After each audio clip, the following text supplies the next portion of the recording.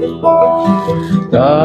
dai da da, dai da da da da, dai da da da ya, da dai dai da da da da, dai dai da da, dai dai da da ya da da ya. Da da da da da da da ya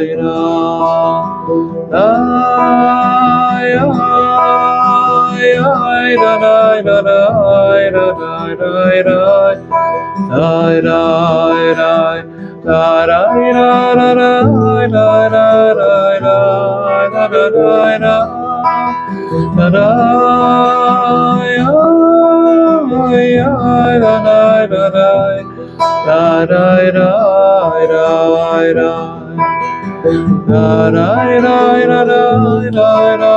da da da da da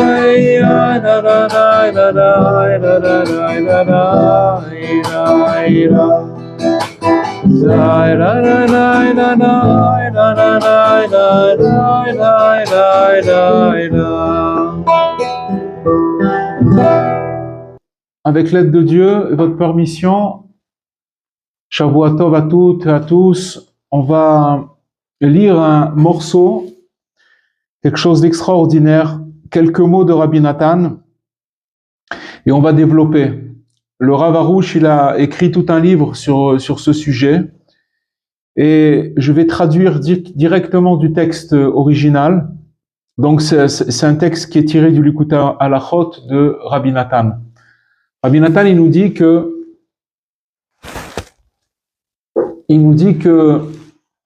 en vérité, si on écoutait la voix des justes authentiques, d'aller dans ce chemin, c'est quoi ce chemin? C'est de croire toujours en Dieu, que tout est pour le bien.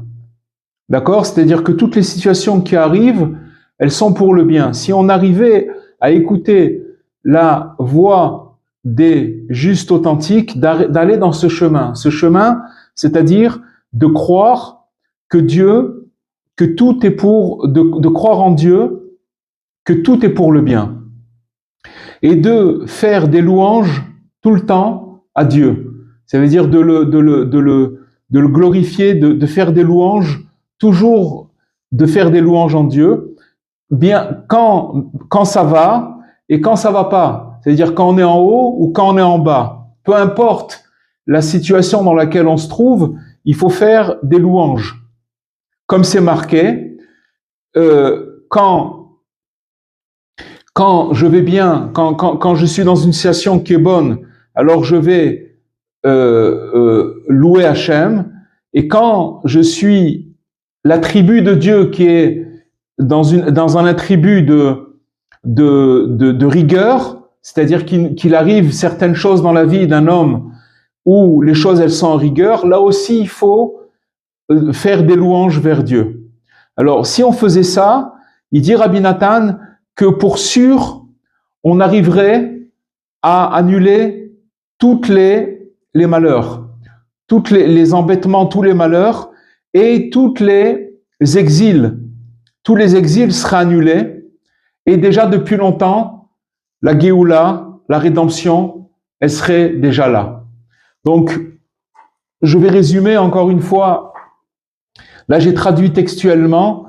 En fait, ce qu'il nous dit, c'est que si on croyait à la voie des Juifs, des justes authentiques, d'aller dans ce chemin, de louer Hachem, de le remercier en fait, de le remercier quand ça va ou quand ça va pas, alors on annulerait complètement toutes les malheurs et toutes les exils. Et le Mashiach, il viendrait, il serait déjà venu depuis longtemps. Donc c'est quelque chose de révolutionnaire dans la mesure où on lit des mots, mais il faut comprendre qu'est-ce qu'il y a derrière ça et essayer d'expliquer historiquement pourquoi on est encore en exil. L'exil général, d'accord, dans lequel on est, et l'exil particulier. Ça veut dire que tous les soucis, toutes les galères, toutes les chutes, les rechutes, tout ce qui nous arrive, c'est à cause il y a un point central qu'il faut régler pour sortir de tout ça, puisqu'il y a l'exil général et notre exil à nous particulier, chacun avec ce qu'il a, avec ce qui se passe avec lui, dans tous les niveaux. Alors, il faut savoir que la rédemption, ça veut dire la Géoula, c'est quelque chose que tout le monde attend, d'accord? Tout le monde attend cette chose-là, et tout le monde veut savoir qu'est-ce qu'il peut faire pour sortir de l'esclavage, de l'exil, et de sortir devenir libre. C'est-à-dire que cet exil, il est interminable. Comment on fait pour sortir de cet exil? Et aussi d'attirer, de rapprocher vers nous cette rédemption. Et il y a beaucoup qui ont parlé sur ça, on en parle beaucoup, chacun y parle, il faut faire ci, il faut faire ça, etc. Mais seulement, on va étudier ce soir un point, quelque chose qu'on va étudier, et qui va amener la base de pourquoi on est dans cet exil amer, un exil très très amer. Et quand on va arriver à réparer cette chose-là, alors on va pouvoir sortir et accueillir Mashiach. On va expliquer cette chose-là, comment ça se passe. Maintenant, pour étudier quelle est la chose qui amène, qu'est-ce qui va faire qu'on va pouvoir, si vous voulez, réparer cette chose-là. Alors, on va réfléchir et on va regarder qu'est-ce qui a marqué dans la Torah.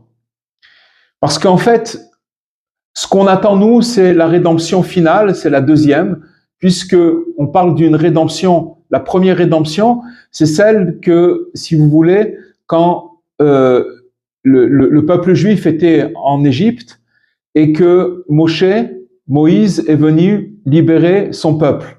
Ça, c'était la première rédemption. Et on va expliquer pourquoi, on va essayer de regarder dans la Torah et comprendre de cette première rédemption, réfléchir, regarder pour essayer d'apprendre qu'est-ce qui va amener la deuxième des rédemptions. Puisque la première, elle n'était pas complète, donc ça veut dire que maintenant il faut apprendre de cette première pour essayer de comprendre comment on peut amener cette rédemption finale. qu'on attend tous et qu'on espère tous. Parce qu'il faut savoir que, en fait, la Torah, c'est pas un livre d'histoire où on raconte des histoires, d'accord, qui s'est passé il y a 3000 ans, il y a 2000 ans, etc. C'est pas du tout ça. Mais en fait, c'est un livre où on nous donne des indications pour la vie. Et chaque chose qui a marqué dans la Torah, elle vient pour nous apprendre à chacun de nous qu'est-ce que Dieu il veut de nous. C'est-à-dire que en regardant l'histoire, l'historique, le processus de ce qui a marqué dans la Torah, on parle maintenant des 5 livres de la Torah, d'accord. Au début, Dieu il a créé le ciel, la terre et, en 7 jours. Et en 6 jours, et le 7e jour, il s'est reposé. Puis après, ça commençait les histoires, toutes sortes d'histoires, etc. Le premier homme, après Noé, etc. Donc tout ça, c'est pas des histoires. C'est, si vous voulez, que quand on les lit, c'est quelque chose qui va nous donner des indications pour que nous, chacun de nous, on va pouvoir recevoir et comprendre ce que veut Hachem de nous. C'est pour ça que la Torah, elle est écrite comme, quand on dit Torah, ça veut dire indication. Ça va nous indiquer quelque chose. C'est quelque chose de vivant. C'est pas quelque chose qui s'est passé il y a des siècles ou des millénaires.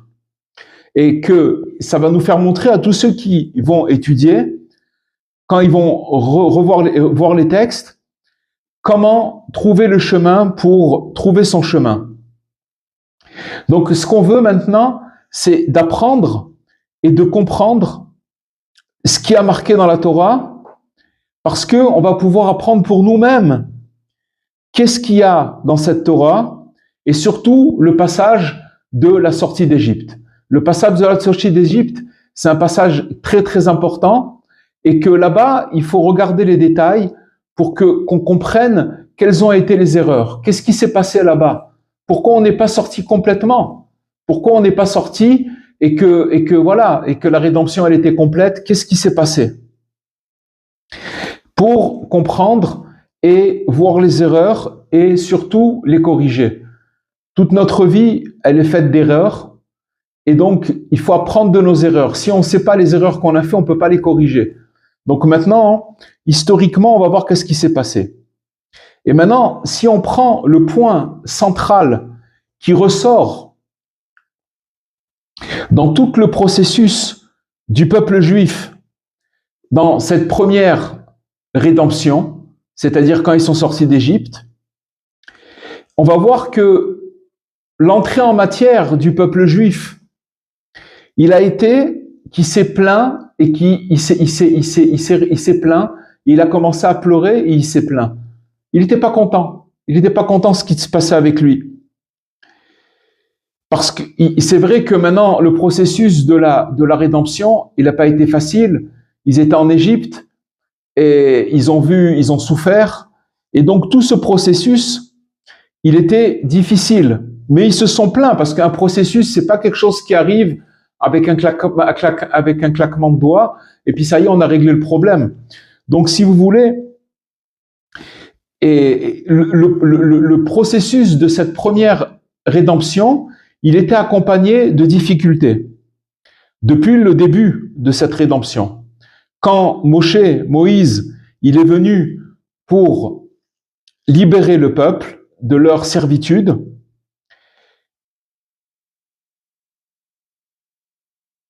et aussi après, on voit que quand ils ont été pendant 40 ans dans le désert, et même quand ils sont rentrés en Israël, sans arrêt, ils se sont plaints. Ils se sont plaints, ils n'étaient pas contents. Donc on voit, ça c'est une chose, c'est un point qui ressort, qui sort de tout ça. C'est un point central où on voit que dans tout ce qui s'est passé, ils se sont constamment plaints. Constamment plaints.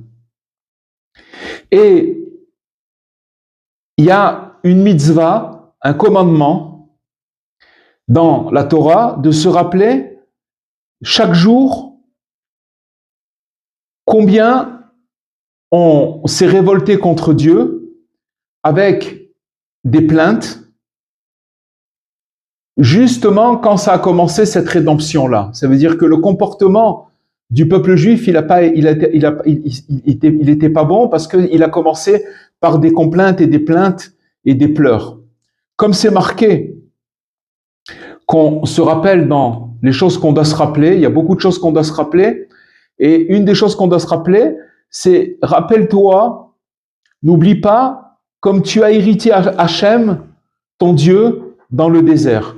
C'est dans la paracha d'Evarim, une des parachiotes dans le livre de Devarim. Depuis le jour où tu es sorti du pays d'Égypte jusqu'à votre arrivée à cet endroit, vous vous êtes conduit en rebelle envers Hachem, envers Dieu. Donc c'est une réprimande que Dieu, dans le 5e livre de la Torah, il réprimande. D'ailleurs, le 5e livre de la Torah, il y a beaucoup de réprimandes là-bas, et c'est un condensé de tout ce qui s'est passé dans les 4 livres. Et donc, Dieu, il rappelez-vous comment vous vous êtes révoltés, comment vous avez été rebelles, et que vous êtes constamment où vous êtes plein. Ok? Et le principal de ce que le peuple juif, il a énervé Dieu, c'est dans cette mauvais trait de caractère qu'ils avaient, c'est de se plaindre et de pleurer. Sans arrêt, se plaindre et de pleurer. Maintenant, si on essaye de réfléchir à cette chose-là, dans toutes les sections hebdomadaires qui parlent de la sortie d'Égypte, alors on va voir que la Torah, elle revient sans arrêt et elle parle beaucoup sans arrêt des complaintes et des plaintes du peuple dans toutes sortes de situations et d'épreuves qui se sont passées avec eux. Et on va essayer de ramener quelques points, quelques exemples de la Torah pour comprendre, nous, qu'est-ce que nous, on doit comprendre. Le premier exemple, c'est au tout début, quand Moïse, il est venu chez Pharaon. Et à la demande de Dieu, Dieu lui a dit, va chez Pharaon et demande-lui de faire sortir mon peuple d'Égypte. Donc, bien sûr, Moïse, il était bègue, il bégayait, donc c'était très très dur pour lui. Mais Dieu, il lui a demandé de faire cette mission. Et il a été vraiment, avec un grand sacrifice, il a écouté ce que Dieu lui a dit de faire. Et donc, il s'est présenté devant Pharaon pour lui demander de faire sortir le peuple. Qu'est-ce qui s'est passé? Pharaon, il a endurci ses sentences. C'est-à-dire que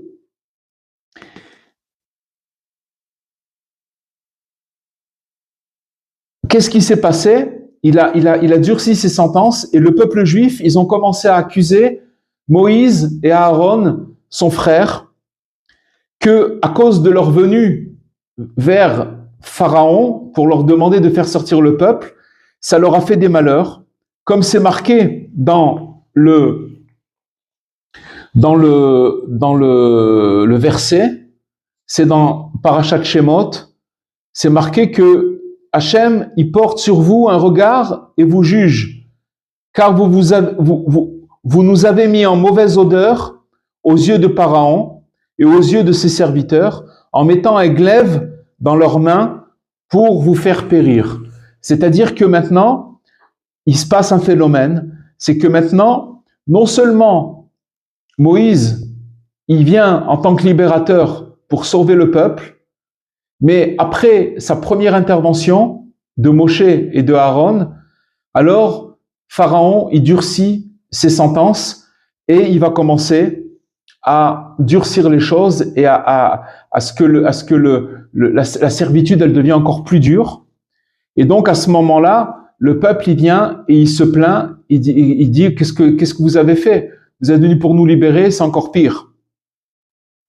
Non seulement ils n'ont pas remercié Moïse dans le fait qu'il a essayé, il est parti pour la rédemption, pour sauver le peuple, qu'il est parti chez Pharaon pour lui demander de faire sortir son peuple d'Égypte.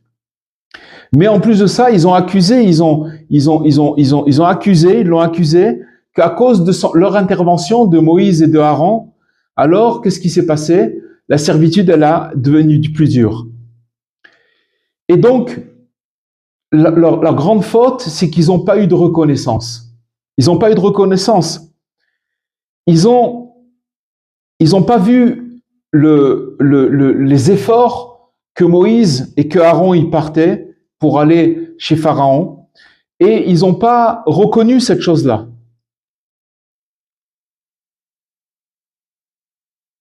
Ils auraient dû comprendre que c'est tout à fait normal que quand on vient demander au roi Pharaon de faire sortir le peuple, c'est tout à fait normal qu'il ne va pas dire oui, il n'y a pas de problème, allez-y. C'est pas comme ça que ça se passe. Parce qu'il va falloir passer par un processus et donc ils n'avaient pas à se plaindre. Est-ce qu'on peut imaginer que Paro, il va facilement faire sortir le peuple et il va dire à Moshe, pas de problème Moïse, prends ton peuple et sors. Celui qui réfléchit un tout petit peu, qui a un petit peu de cervelle, il peut comprendre que c'est tout à fait normal que Pharaon, il s'énerve et que ça fait partie du processus de la rédemption. D'accord, ça fait partie de la processus de la rédemption. Donc, ce qui manque là-bas, c'est de la reconnaissance. Et c'est justement par ce manque de reconnaissance que, si vous voulez, alors que la servitude, elle s'est alourdie sur le peuple. Parce que s'ils avaient, après que Pharaon, il avait ajouté plus de servitude, ça veut dire ce qu'il leur a dit, c'est qu'en fait, maintenant, avant vous avez de la paille, vous avez besoin de la paille pour faire des briques, maintenant je vous enlève la paille et vous avez qu'à vous débrouiller pour faire la même quantité de briques. C'est impossible. Et donc ça veut dire qu'ils étaient obligés de se débrouiller sans paille à faire des briques. C'était quelque chose de terrible.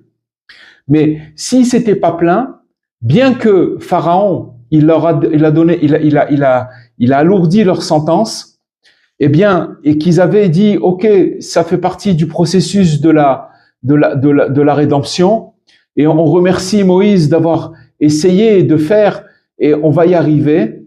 Alors, c'est sûr que ils auraient été libérés. C'est ça la chose. C'est-à-dire que maintenant, Dieu, il envoie une épreuve, un test, d'accord? Et que maintenant, la question, c'est comment on va la prendre.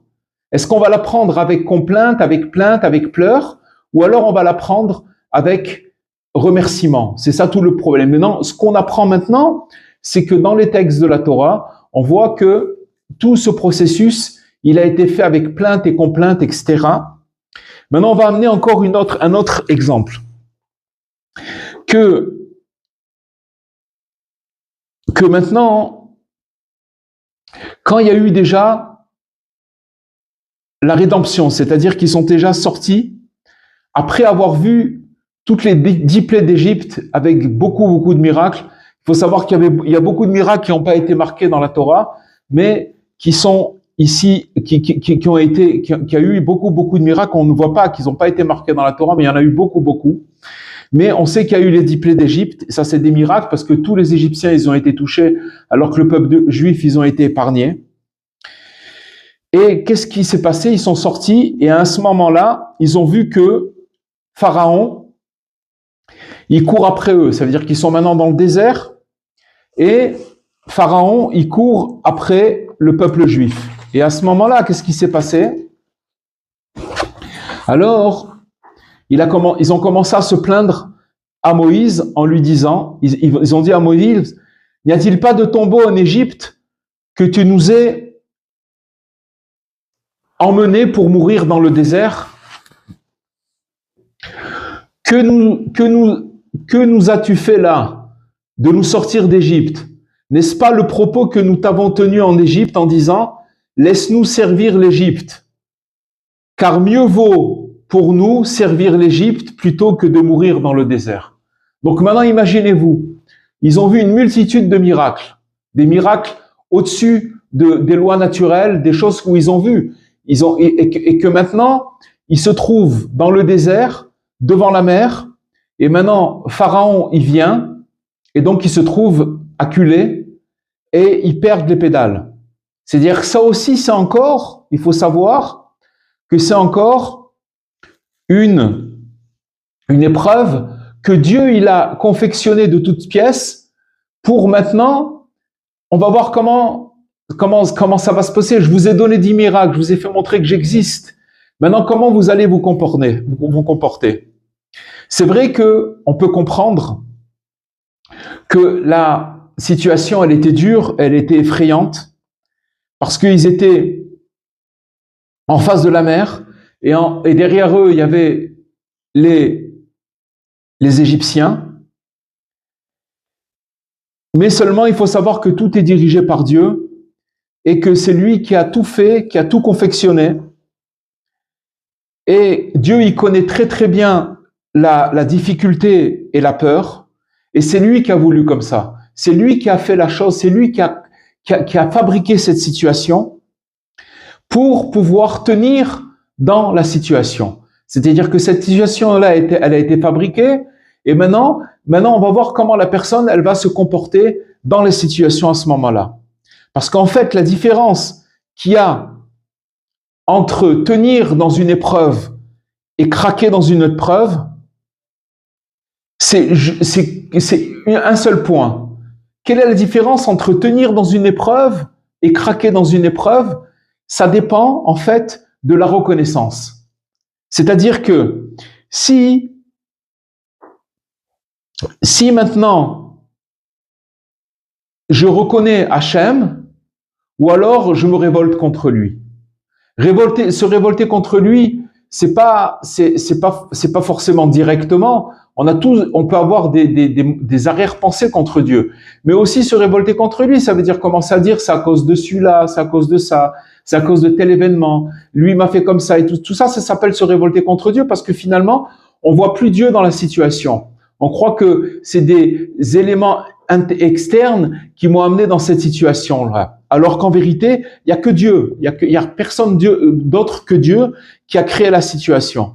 Et donc, si j'arrive à reconnaître que c'est Dieu, alors l'épreuve dans laquelle je vais passer, ce test-là, je vais le réussir avec succès. Et sinon, alors c'est de la révolte que Dieu préserve. Et si vous voulez le point de reconnaissance, de reconnaître, elle ne dépend pas d'un degré spirituel. Ça n'a rien à voir. On va dire, ouais, mais attention, là, ce qu'on est en train de dire maintenant, c'est un degré très, très, très grand. Et moi, qui je suis par rapport à ça, pas du tout. Ça dépend pas d'un degré de spirituel. C'est seulement une base, la base la plus petite qui existe, d'être seulement quelqu'un, ce qu'on appelle en hébreu un Ben Adam, un être humain, quelqu'un qui a eu de la reconnaissance, qui reconnaît. Imaginez-vous, par exemple, quelqu'un qui vous fait du bien. D'accord? Il vous fait du bien. Il vous aide, etc. Il fait beaucoup de choses pour vous. Et puis, un jour, il vous fait un coup. Sans le vouloir ou en le voulant, peu importe. Il vous fait un coup, il y a une mauvaise compréhension. Est-ce que quelqu'un qui est un bonhomme qui se respecte, qu'est-ce qu'il va dire? Il va dire, bon, il a eu peut-être une difficulté. On va pas tout remettre en cause à cause d'une bêtise qu'une personne elle a pu faire. Si à côté de ça, on a reçu de cette personne beaucoup de bien. Donc ça veut dire que au moment où je vais me retrouver dans une situation d'épreuve par rapport à une personne, est-ce que je vais oublier le bien qu'il m'a fait? Alors si j'oublie pas le bien qu'il m'a fait, ça va me permettre de passer cette épreuve-là. Sinon, je vais tomber dans le panneau et alors je vais dire un truc et j'ai oublié, c'est tout. C'est la même chose avec Dieu. Dieu, il nous fait passer par des épreuves. Il nous fait passer par des tests continuellement, du matin au soir. Ça n'arrête jamais. Tout ça, c'est pour nous faire grandir. Maintenant, la question, est-ce qu'on oublie tout ce qu'il a fait pour nous? Est-ce qu'on oublie tout ce qu'il a, comment il nous a dirigés, comment il nous a sauvés des milliers de fois? Qu'est-ce qu'il nous a donné dans notre vie? Toutes les choses qu'il nous a données, ça, c'est la question. Si on a oublié, ça veut dire qu'on n'a plus de reconnaissance.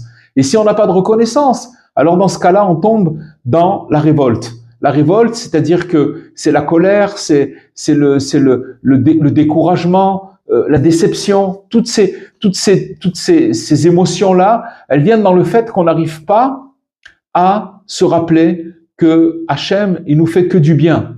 Et donc, tout ça, on l'apprend de tous les exemples qu'on a dit, qu'on apprend dans la Torah. N'oublie pas le bien que Dieu t'a fait par la main de Moshe, de Moïse, qui est son serviteur, jusqu'à aujourd'hui. C'est-à-dire que maintenant, on a été sorti d'Égypte dans quelques jours, dans 2 jours, Bezrat Hashem. C'est la fête de Pessah, où c'est la rédemption. On se rappelle, dans cette fête de Pessah, que finalement, on se rappelle que Dieu nous a fait sortir d'Égypte. C'est la première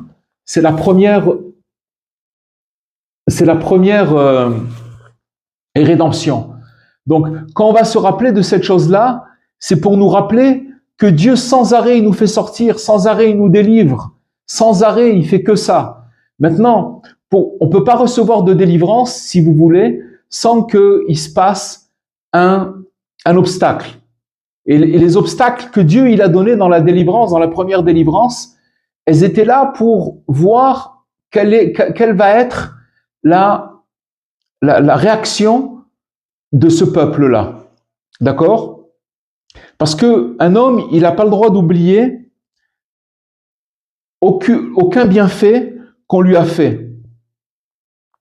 C'est pour ça que le peuple, quand il était en Égypte, et même quand il est sorti après, il fallait qu'ils se rappellent des miracles que Dieu leur a fait. C'était ça leur erreur.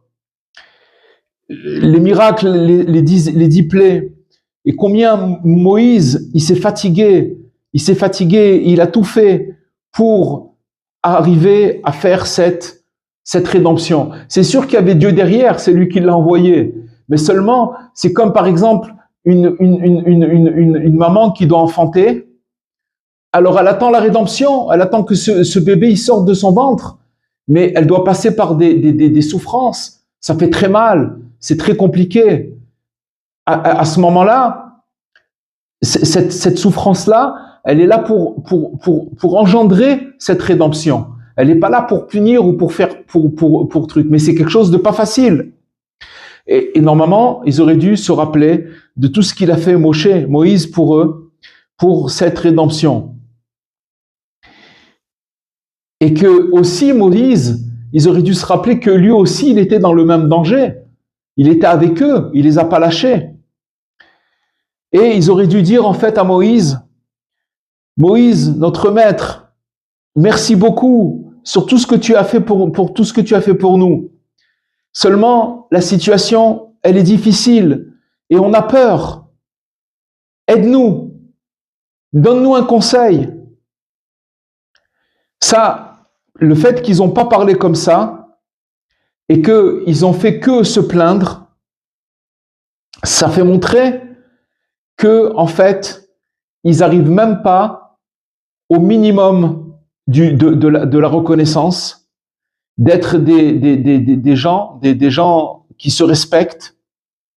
Et ça, c'est la plus grande erreur et c'est là où ils sont tombés. C'est là où ils sont tombés. Et même si on va dire que c'est pas possible de demander au peuple d'arriver à une émouna, ça veut dire à une croyance. C'est quoi la croyance? C'est d'arriver à croire que même le mal c'est bien, d'accord? Et ça c'est quelque chose de très grand, mais c'est un grand degré, que c'est un très très grand degré. Si vous voulez, dans la mesure dans là où ils étaient, dans le processus où ils étaient, c'était un grand degré. Et c'est pas quelque chose qu'on pouvait leur demander. Mais quand ils sont sortis d'Égypte, et qu'ils étaient en fait dans les 49 portes de l'impureté et dans une obscurité complète, mais seulement on aurait pu leur demander de reconnaître, de dire merci, dis merci, on t'a fait sortir. Ne sois pas, dis merci.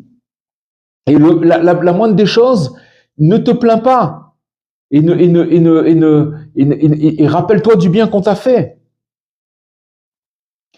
Et d'avoir vu qu'est-ce qu'il a fait pour nous, Moïse, et pendant toutes les 10 plaies qui s'est passées. Et là aussi, il faut dire que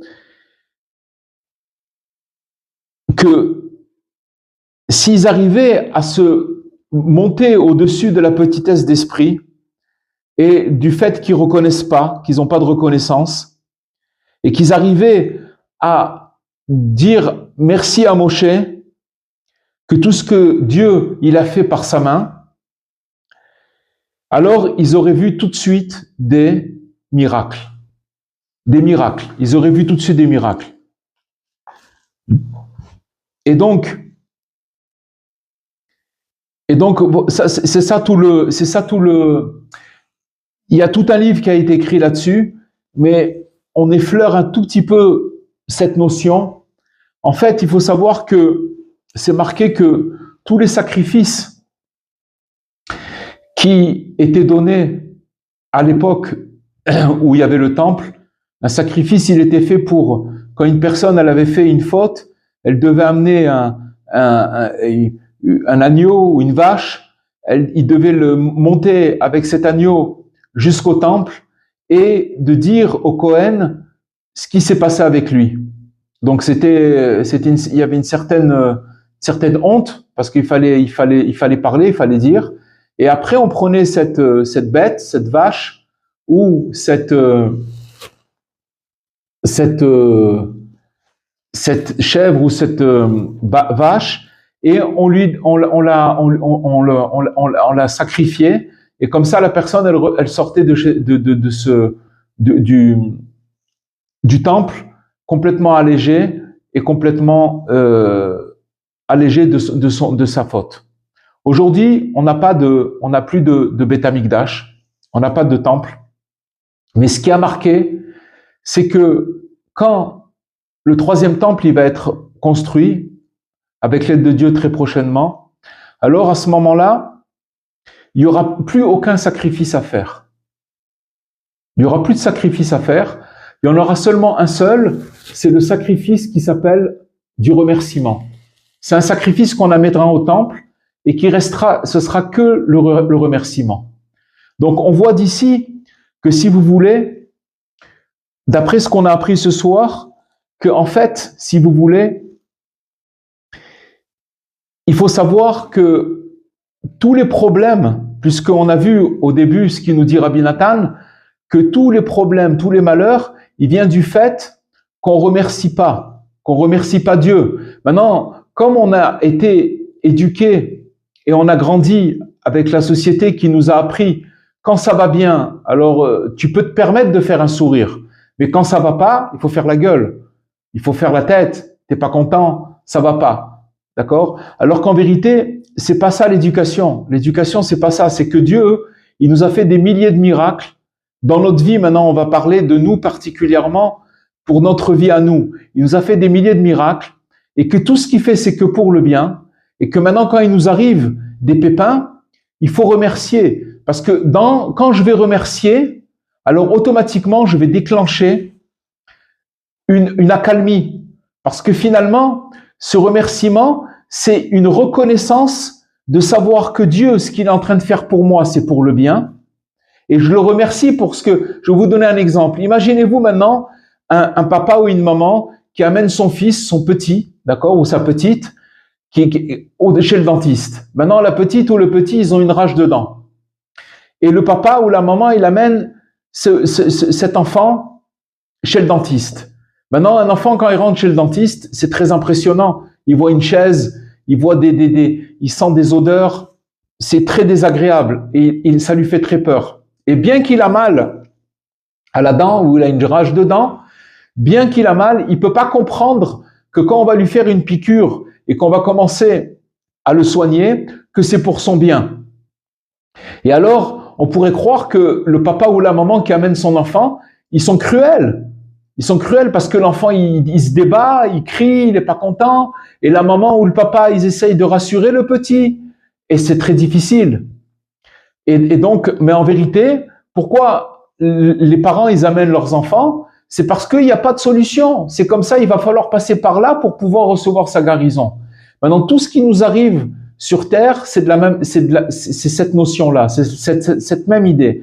C'est-à-dire que quand Hachem, il nous envoie toutes sortes de problèmes dans la tête, dans le corps, dans des choses qui se passent autour de nous, alors il faut savoir qu'en vérité, la base, c'est de savoir que c'est pour notre bien. Et si c'est pour notre bien, il faut remercier. C'est quelque chose qu'on est tellement loin de ces conceptions qu'en vérité, mais c'est quelque chose d'extraordinaire parce que le remerciement, il transforme toute la chose en bien. Parce que quand quelqu'un, il vient, il se plaint de ce qui lui arrive, encore une fois, c'est qu'il n'a pas de recul, il voit pas tout ce qu'il a reçu, il n'arrive pas à comment. Si tu savais combien tu as reçu, combien ton père, il t'a aidé, combien Dieu il t'a aidé, tu devrais lui faire confiance complètement et on n'arrive pas à lui faire confiance. Dès qu'il arrive à autre chose, alors on perd complètement. On fait comme dans le désert, c'est-à-dire voilà, qu'est-ce qui arrive, comment on va faire, qu'est-ce qui se passe, on perd complètement les pédales. Alors qu'en vérité, on doit remercier. Maintenant, il faut savoir que Rabbi Nachman, il dit, Rabbeinu, que le soir du Seder de Pessah, le soir, mercredi soir, quand on va faire le Seder, il y a les herbes amères. Chez les Ashkenazim, chez les Sfaradim, ils mangent de la laitue ou c'est pas très amer, mais mais chez les Ashkenazim, ils mangent du réfort. Le réfort, c'est quelque chose de très fort, d'accord? Quand on en mange, ça monte au nez, on a les larmes aux yeux, c'est quelque chose qui est dur à manger. Maintenant, Rabbi Nachman, il dit que quand on mange des herbes amères le soir du Seder, comme on doit faire, c'est-à-dire qu'on sent l'amertume, c'est en fait pour sortir l'amertume, de se rappeler de cette amertume dans laquelle on est passé en Égypte et que maintenant, nous, tout au long de l'année, on a des doses d'amertume, de l'amertume, c'est dur. Alors il dit que quand on mange ces herbes amères, c'est quelque chose qui amène la parnassa, c'est-à-dire que ça amène le moyen de subsistance quand on mange ces herbes amères. Mais qu'est-ce que ça veut dire, ces herbes amères? En fait, il faut expliquer que quand on passe par des moments d'amertume, alors cette amertume-là, si elle est mal vécue, elle amène à de la colère. Et après la colère, elle amène à de la tristesse, c'est une révolte. Ça veut dire que finalement, il nous arrive quelque chose et on le prend mal. Et donc, la conséquence, c'est qu'on est amer. D'accord? J'ai pas dit que c'est pas dur. Tout ce qu'on passe, il y a des choses qui sont dures. Mais comme on a vu dans le texte tout à l'heure, c'est que, ok, c'est dur. Alors dis-le à Hachem que c'est dur. Dieu, c'est dur. D'abord, je te remercie, mais c'est dur. Donne-moi, éclaire-moi, aide-moi, atténue-moi, et que je puisse ne pas me révolter, que je puisse toujours te remercier. C'est comme ça, c'est ça la direction qu'il faut trouver, qu'il faut chercher. Parce que si on tombe dans le panneau de prendre l'amertume et de ne mal la prendre, elle va nous diriger cette amertume vers de la colère. Et Rabbi Nachman, il dit que quand on est coléreux, quand on a de la colère, on perd son moyen de subsistance. C'est-à-dire qu'en vérité, que quand il nous arrive un événement et que cet événement-là, on va le prendre dans la colère, Rabbi Nachman, il dit que sache que on t'a envoyé ce test, cette épreuve-là, pour voir comment t'allais réagir. Si tu arrives à ne pas te mettre en colère, ça ne veut pas dire crier en colère, même si dans le cœur, ça suffit. Alors, si tu arrives à passer la chose, alors ça veut dire qu'en vérité, Dieu, il va t'envoyer de la parnassa, il va t'envoyer du moyen de subsistance. Tu vas recevoir de l'argent, tu vas recevoir quelque chose que tu n'avais pas. Et il t'envoie ces tests juste avant pour voir comment tu vas te comporter. Si tu arrives à passer, alors tu es passé, et sinon, alors c'est quelque chose qui te passe sous le nez. C'est comme ça que ça se passe. Donc ça veut dire qu'on voit que le moyen de subsistance, on voit ici une allusion qui dit Rabbi Nachman que quand on va manger ces herbes amères le soir de Pessah, c'est en fait pour nous rappeler que l'amertume, c'est quelque chose de bon. Et pour expliquer que l'amertume, c'est quelque chose de bon, en fait, il y a une histoire que Rabbi Nachman y raconte qui s'est passée C'était deux amis, un juif et un non-juif. Rabbi Nachman, il parle d'un juif et d'un non-juif qui était allemand, d'accord? Et qu'ils étaient tous les deux vagabonds, ils vagabondaient, ils étaient sur les chemins. Et comme le juif, la fête de Pessah, elle approchait, il a dit à son copain non-juif, il a dit, regarde, moi, dans quelques jours, je suis obligé de me faire inviter parce que c'est la fête de Pessah, et donc je suis obligé de faire le seder. Alors, il l'a briefé un petit peu, il a dit, regarde, c'est pas un problème, je t'explique un petit peu comment ça va se passer, on va aller, on se fait inviter, un truc, donc on va manger certaines choses, etc. Et voilà, comme ça, alors son ami non-juif, il a dit, il n'y a pas de problème, je viens avec toi. Et donc, ils se sont assis pour célébrer la fête de Pessah chez des gens qui les ont invités. Et puis donc, quand on commence à faire le seder de Pessah, ça commence avec du pain azim, de la galette. Après, on mange ou de la pomme de terre, chacun avec avec sa coutume. Après, etc., du céleri, des trucs et tout. C'est pas du manger, c'est des choses un peu bizarres. Et le copain non-juif, il a commencé à perdre patience. Il avait très très faim. Il voulait manger un repas. Et il comprenait pas ce qu'on lui donnait à manger, des trucs durs à manger, il comprenait pas. Jusqu'à qu'ils sont arrivés aux herbes amères. Et là, c'était du réfort, c'était quelque chose de très très fort. Et il a commencé à manger, il a commencé à cracher, il a commencé à maudire l'obscurité, comme on dit. Il s'est levé, il a claqué la porte et il est parti. Il est parti dans l'auberge où il dormait. Eh bien, le juif, il est resté. Et juste après les herbes amères, qu'est-ce qu'il y a? Il y a le repas. On commence le repas. On commence à amener du poisson, de la mayonnaise, des salades. On mange avec la galette. C'est un repas de fête. C'est un repas extraordinaire. Et voilà, c'est le repas. Qu'est-ce que ça nous apprend? Rabbi Nachman, il dit qu'en fait, alors après, oui, je termine l'histoire. C'est que le juif, quand il est parti rejoindre son copain non-juif, il a dit, mais tiens, fou, c'est quoi ces trucs-là que vous faites et tout? Il dit, si tu avais attendu un tout petit peu, tu aurais mangé un bon repas. Donc, il faut savoir que l'amertume de chacun de nous, si on sait la vivre, elle va aboutir à quelque chose d'extraordinaire. Elle va aboutir à un cadeau. Elle va aboutir, c'est une invitation à recevoir un cadeau extraordinaire. Et ça, il faut se le rappeler. Comment on s'en rappelle? En remerciant. C'est marqué dans un autre passage dans l'Ikouté Halachot qu'en fait, Dieu, il envoie, si on devait ressentir l'amertume qu'on a chacun de nous par rapport à nos mauvaises actions, on ne pourrait pas supporter cette amertume. Donc, comme on ne peut pas supporter cette amertume, qu'est-ce qu'il fait Dieu? Il vient et il nous fait des soldes. Il nous enlève tout ce qu'on ne peut pas supporter et il nous laisse juste ce qu'on peut supporter. Donc, il faut déjà se rappeler que toute l'amertume dans laquelle on passe, cette amertume-là, elle est vraiment elle est calculée par rapport à nos forces et par rapport à ce qu'on peut supporter. Le problème, c'est que quand même cette amertume, on n'arrive pas à la supporter et que on veut s'en détourner et qu'on l'accepte pas, donc on la prend avec colère. Qu'est-ce qui se passe? Ça fait une accusation. Il dit Rabbi Nathan, et dans ce cas-là, le mauvais penchant, il vient, il prend cette accusation et donc il l'amène au ciel. Et il dit, mon Dieu, regarde, tu as réduit au maximum ce que cette personne, elle peut supporter. Et malgré tout, elle est pas contente. Alors à ce moment-là, ça peut déclencher une rigueur. Donc il faut se rappeler, les amis, on va, Bezrat, avec l'aide de Dieu, sortir d'Égypte. Mais sortir d'Égypte comme Pessah, ça veut dire la bouche qui parle. La bouche qui parle, c'est la bouche qui remercie. C'est la bouche qui fait des louanges. C'est celle qui tout le temps, elle remercie Hachem, peu importe la situation. Et sachez une chose, c'est que c'est pas de la mystique ce que je vous dis, parce que dans le Shulchan Aruch, dans les lois du Shulchan Aruch, c'est marqué que c'est une obligation de remercier Hachem quand ça va et quand ça va pas.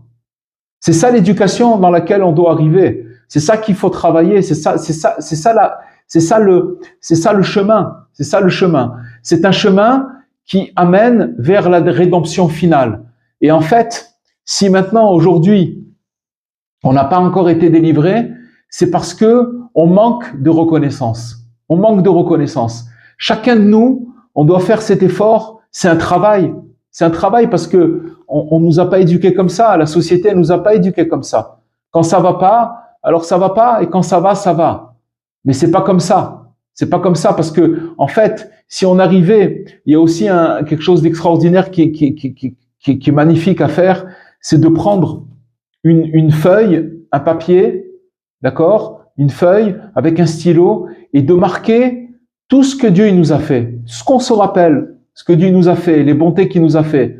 Si déjà, même si on se rappelle des bontés qu'il nous a fait dans la même journée, dans cette journée-là, hier, etc., mais de se rappeler les grandes choses qu'il a fait pour nous et de trucs et de les marquer. Et après, de prendre cette feuille-là et de commencer à remercier sur chaque chose. C'est quelque chose qui amène une joie extraordinaire. Pourquoi? Parce qu'à partir du moment où je vais reconnaître que Dieu il m'a donné et que je le remercie, alors je fais vivre Dieu. Il existe.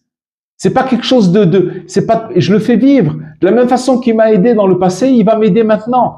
Mais quand il m'arrive des problèmes, je dois le remercier. Je dois le remercier.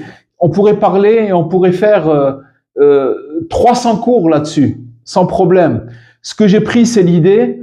Maintenant, cette idée-là, il faut la rechercher. Il faut la développer. Mais voilà, tout ce qu'on fait ici, c'est de donner des notions et bien entendu d'arriver à prendre ces notions et à les mettre en pratique d'abord avec la prière. Ça veut dire que il y a pas de moyen si vous voulez, de remercier Hachem sans prier. C'est pas possible de le remercier et de lui dire tout le bien qu'il fait pour nous à chaque instant. Et finalement, quand le troisième temple, il arrivera, ça sera le travail de chacun de nous, c'est de remercier du matin au soir.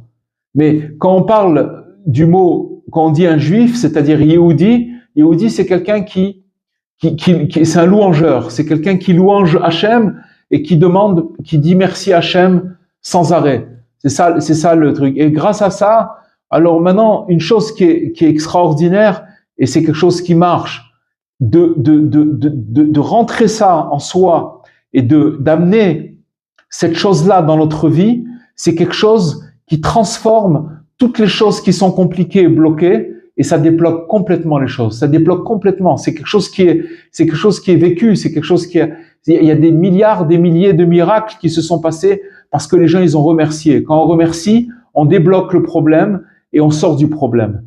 Voilà, les amis. Il y aurait beaucoup à parler, mais Bezrat Hachem, avec l'aide de Dieu, qu'on puisse avoir le mérite de sortir d'Égypte et complètement de notre exil, l'exil général et l'exil particulier.